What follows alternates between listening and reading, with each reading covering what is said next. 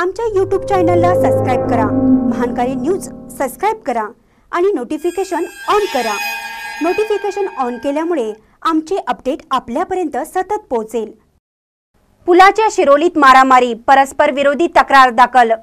पुलाची शिरोली येथे झालेल्या मारामारीत दोघे जखमी झाले आहेत।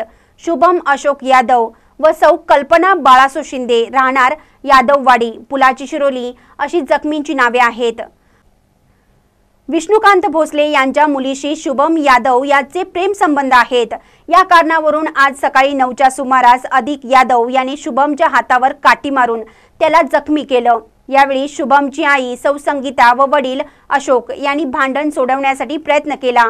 त्यामुळे अधिक नितीन, विजुकांत, विष्णुकांत, दीपक, विनोद व सचिन यांनी मारहाण केली।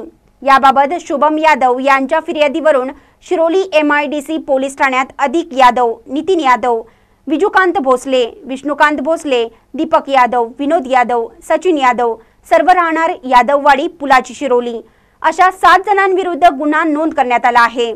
तर अधिक यादव यांची चुलत बहीण सौ कल्पना बाळासो शिंदे यांच्या फिर्यादीवरून संतोष यादव, अक्षय उर्फ बंड्या यादव, शुभम यादव, गणेश यादव, तुषार यादव, विकास यादव, दत्तात्रय यादव, नवनाथ यादव या 8 जणांविरुद्ध गुन्हा नोंद झाला आहे। महानकारी न्यूज साठी पुलाची शिरोलीहून कुबेर हंकारे।